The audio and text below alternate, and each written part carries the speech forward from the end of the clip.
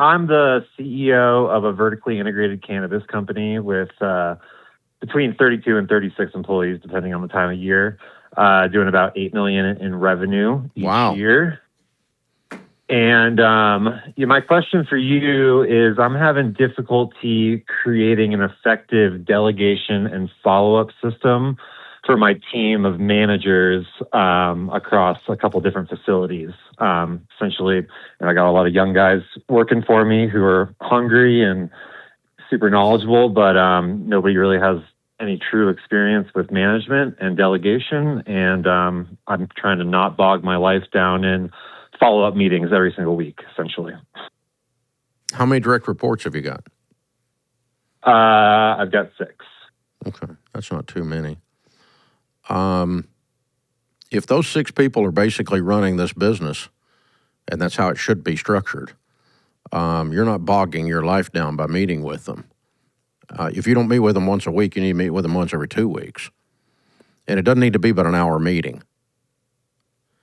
And it's a update on personal things. You need a standard meeting rhythm with them. It's an update on personal things. It's an update on company things, and it's an update on accountability to their direct position and to whatever projects you talked about the last time you got together.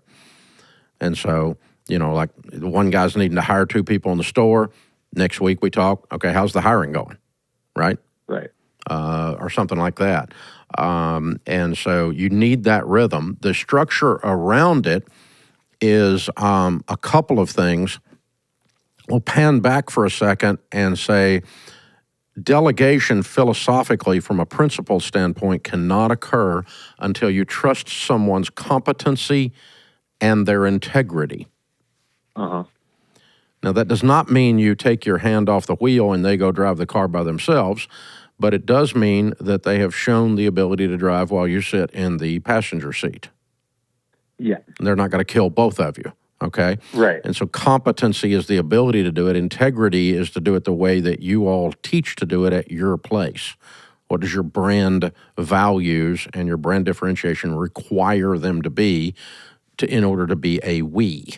And so that's your basics. If you don't have that, if you've got an incompetent store manager, there's no system or accountability. Or if you got someone that you can't trust, not only to not steal, but also to simply not implement the way we've discussed, then we've started from a bad foundation, and no accountability system or templates or process will guide you through that. Nothing will work because you're dealing with, some weak players, and the weak players can't play no matter how much you delegate. Yeah, and that's not the problem. The players are actually pretty strong. Okay. I think that the issue, and it probably stems from me to a certain degree, is, the attempt at delegation.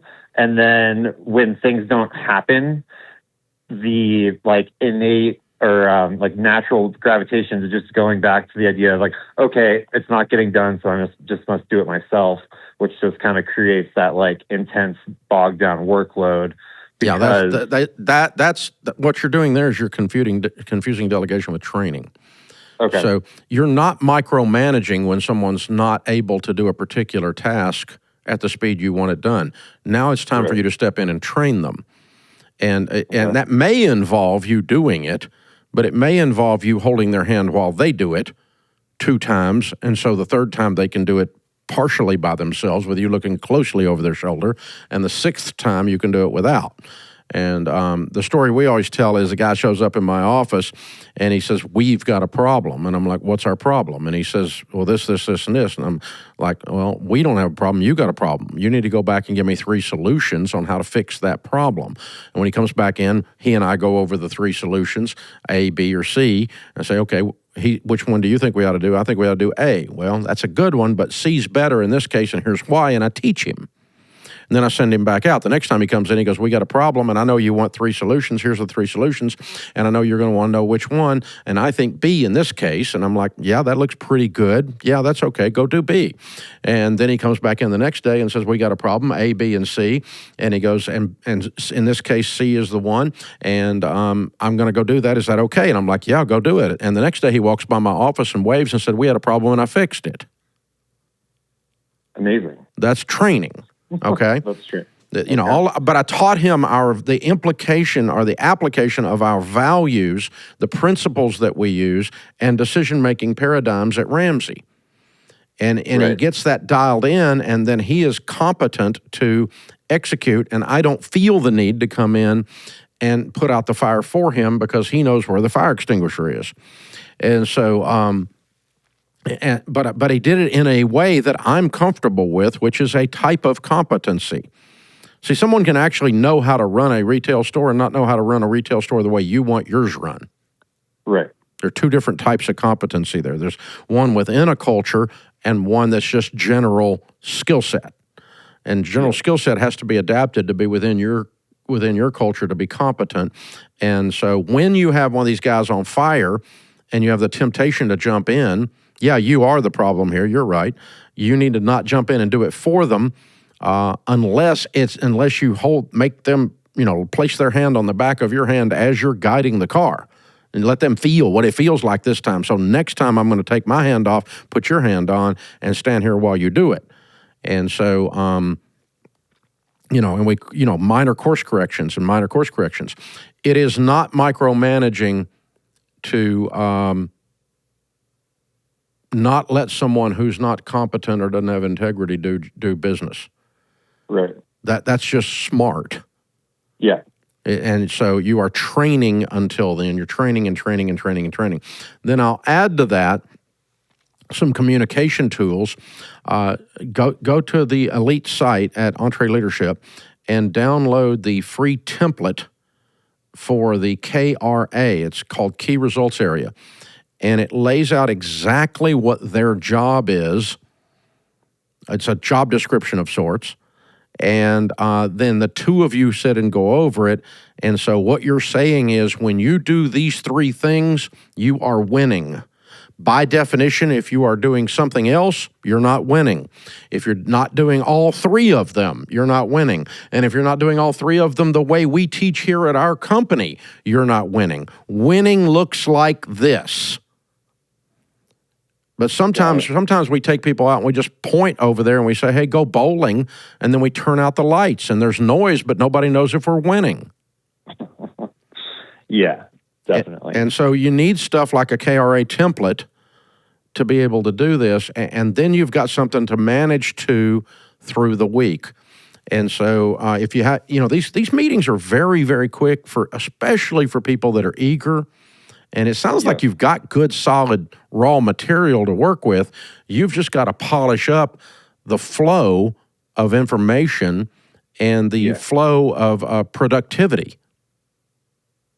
And if I'm running, because I've got a separate retail store and a separate warehouse and a separate manufacturing facility and a satellite office, all within 15 minutes of each other, is it effective? Is it more effective to be doing these meetings in person and driving around? Yes. It's only 15 minutes. I kind of knew that was going to be your answer. Yeah. But here's the thing: if you set them as a fixed point on the calendar, I've done this for 30 years. I've got fixed meetings every single week. Okay. My son Daniel is the president of Ramsey. At 11 o'clock on Thursday, he and I have our one-on-ones. At 7 o'clock on Tuesday morning, we have a father-son breakfast. And we have for 20 years. Wow. But our one-on-one meeting as president to CEO has only happened since he's been in that president's seat. This is the first time he's ever reported to me directly, and that's only happened for 4 years. But it's 11 o'clock every Thursday. Now, he's out of town this week at the beach with his family, so we're not doing it this week, okay? But if we're here in the office, my assistant, his assistant doesn't book anything across that. That's sacred territory. Yeah, no, that makes sense for sure. And so, you just set up and go, warehouse guy, and you could make the rounds. You don't even have to make them do it. You can say on Monday morning, I'm going to be at the warehouse, which is probably good anyway, because you could spend 10 minutes walking through the place and smell the air, I don't want to smell the air at a cannabis place, but anyway, too many jokes you left on the table with your job, okay? But anyway, I know, I'm sorry. You said they were hungry too, and I thought about that, but yeah. But yeah, you walk through the air, sense the presence, sense the spirit of the warehouse and what's going on with the people, you're going to see stock that's being mishandled, things that are disorganized. And, then you pop into the meeting and you go, hey, man, that corner back there's got to be cleaned up. This disorganization's killing me, And would you suggest like having kind of like a set agenda? Oh, definitely. For each one of those? Absolutely. Yeah, definitely. Okay. And, you need to spend 15, 20 minutes just making sure they're okay. Wife and kids, husband, kids, whatever, all that's okay. Yeah. Your grandma's got cancer. We need to check on everybody, right? And you got to remember to do that. These are human beings. Treat them like family. They are. You're running a small business. It's a benefit of that. And then but anyway, you do that, and then you go, okay, I need to see what is it you need help from me on, because some things you need to knock down for them to make them, you need to be the door kicker in some cases, right? Right. Because there's some stuff only you can do to help their job happen. And then you go, okay, those 3 things we talked about last week about getting that guy hired, getting that corner cleaned up, we got to get that front door fixed. It's weird when people walk in. It sounds funny. Whatever. It's stupid little stuff, but it's driving you nuts.